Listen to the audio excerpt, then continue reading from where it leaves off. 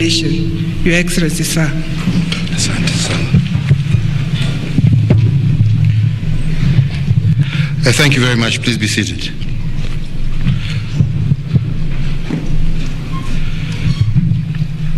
Ladies and gentlemen,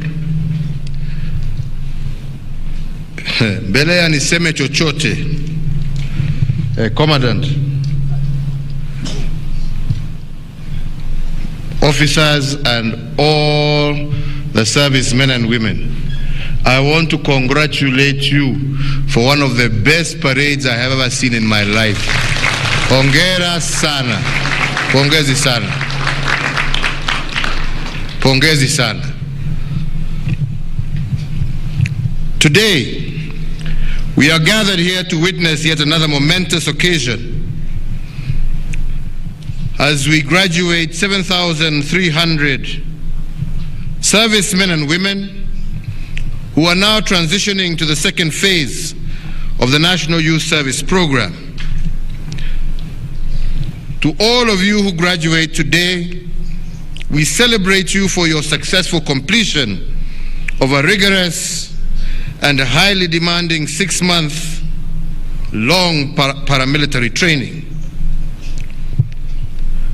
I commend indeed the entire team led by the Cabinet Secretary, members of the Ministry, the Director General and her team, the Commandant and her team, for your collective dedication and commitment. Before us today is a cohort of servicemen and women who are ready and able to go on and be great. One of the issues that we have pondered over is how we can prepare every Kenyan youth for their personal destiny. The interventions that we have put in place include fostering greater access to technical and vocational education, creating a framework through which our youth would have greater access to government procurement opportunities, creation and expansion of youth affirmative action funds, such as the Youth Fund, the UWEZO Fund, as well as the expansion of this NYS program. And undoubtedly, the NYS program has been a tremendous success. And for that reason, despite the disruptions caused by COVID-19, we have remained resolute on empowering our youth through the NYS, which has seen an additional 14,779 young people admitted into the NYS this calendar year. Indeed, through the NYS training programs, we now have a critical mass of employable youth with a reputation for discipline, diligence, excellence, and hard work. This sterling reputation has stood the test of time, and I therefore urge you, the class graduating today, to maintain these high standards as you move on to the next phase of your service to Kenya. Let me also, Madam Director General, say that we are glad to note that the NYS tracking system is now operational and contains a comprehensive data of 107,350 youths who have undergone the NYS program since 2014, and another 49,511 continuing servicemen and women at different stages of the program. The system has now become a reference point of choice for employers in search of superlative employees known for their hard work and excellence. And on that note, I wish to commend today our discipline services for paying heed to my directive to employ NYS servicemen and women during their mass recruitment. Indeed, in the just concluded KDF recruitment exercise, 500 NYS graduates were recruited.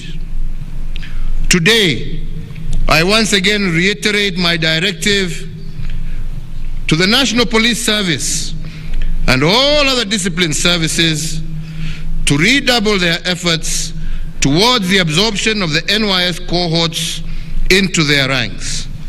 And indeed, Inspector General, wakati unafanya recruitment next year, hawa vijana wawe uko mbele, mustari ya mbele.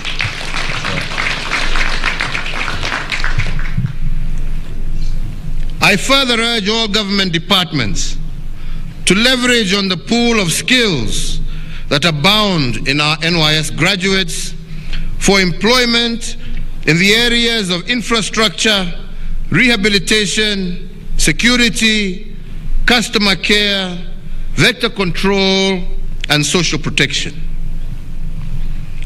Ladies and gentlemen, since independence, the National Youth Service has been instrumental in our national development.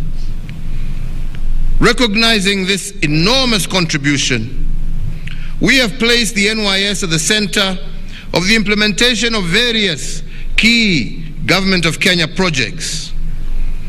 For example, the service recently entered into a partnership with the Kenya Power and Lighting Company, by which NYS participated in a countrywide exercise to improve KPLC's efficiency in delivering electricity to all corners of Kenya. NYS assisted KPLC by ensuring that the company has an up-to-date data set of all its physical assets, including all prepaid and postpaid meters. In other areas, especially of national security, we have seen the NYS involved in the digitization of data at the Lands Department. We have seen the NYS involved in the National Addressing System, and the NYS has also been enlisted at the Integrated Communications Command and Control Center, IC3, to respond to telephone calls and other electronic communications from members of the public. This is in addition to NYS's role in augmenting the work of the police in crowd control duties during significant local as well as international functions. The service has remained a dependable entity in emergency response and disaster management. Ladies and gentlemen, these are just but a few examples of how the NYS has become an even more critical player in our development spectrum, and the class graduating today can expect to similarly be called upon to contribute to a variety of development areas, particularly within the Big Four agenda.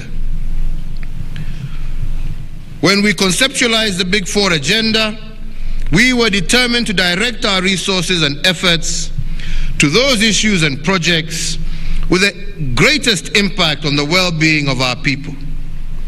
To succeed, we all need to rethink our approach to the social economic development of our country. NYS has become a critical player and also an enabler of the Big Four agenda across the four pillars, but particularly in food security and manufacturing. Today, we are glad to note that the Textile and Garment Technology Institute has been modernized through the acquisition of new machines and equipment to enhance efficiency and quality. This has expanded the production capacity of the factory 20-fold, from 100 pieces a day in 2013 to 2,205 pieces per day today. Apart from the garment factory, it is also notable that the service has commenced the process of acquiring equipment to automate the mineral water bottling venture located in Turbo Field Unit. In addition, bakery equipment and allied accessories have been installed for the production of bakery products here in Gilgil. In support of our national food security, the NYS service has produced last year approximately 1,661 tons of food items from its various farm units across the country. And I note also that the service has set aside 100 acres at the Turbo Field Unit to upscale certified potato seed production. With all these initiatives in place, there is no reason why the service cannot be fully self-sustaining, in addition to adding to the resources available to the national exchequer. I therefore urge the NYS leadership and personnel to come up with additional programs and initiatives which, if implemented at low cost, can yield significant benefits and revenues. I conclude today by reiterating once again my administration's commitment to supporting the NYS as it seeks to transform and empower our youth for national development.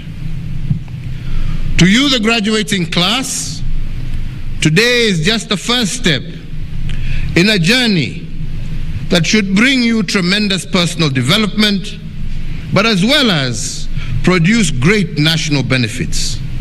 I urge you today to be true to your training, hold dear the ethos of hard work, dedication, and excellence, and I do believe that you will make a great and positive impact. Governor, unaona vijana hawa, jameni, siongee na wenzako muanze kuandika hawa vijana, jameni. Unaona vile wanakanyanga ground hii. Chukueni hii vijana, jameni, muwapatie kazi. Vijana, hongera, hongera, hongera, hongera. Nasema Mungu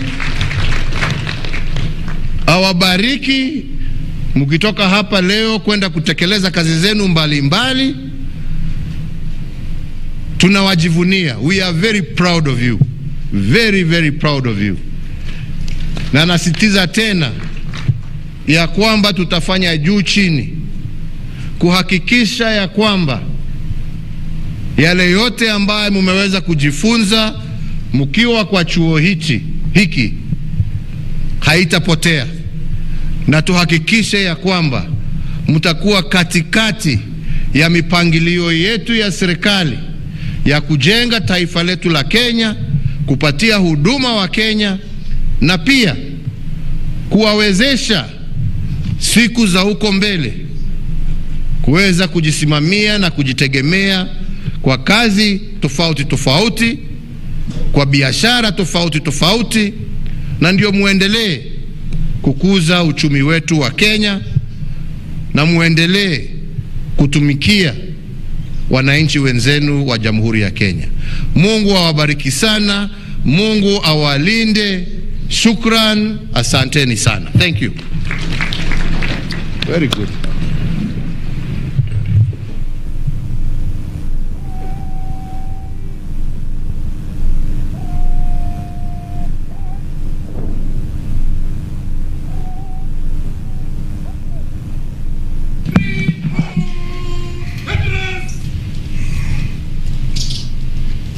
Pleads for His Excellency the President.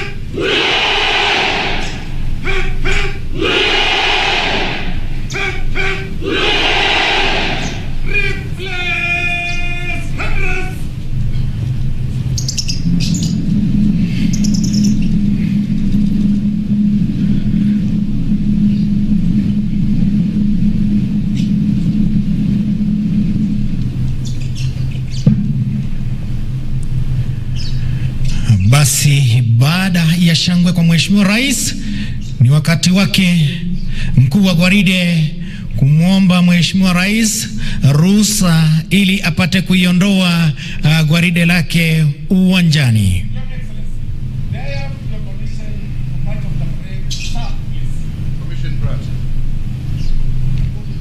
Kwa heshima kuu amepata idhini ya kuiondoa gwaride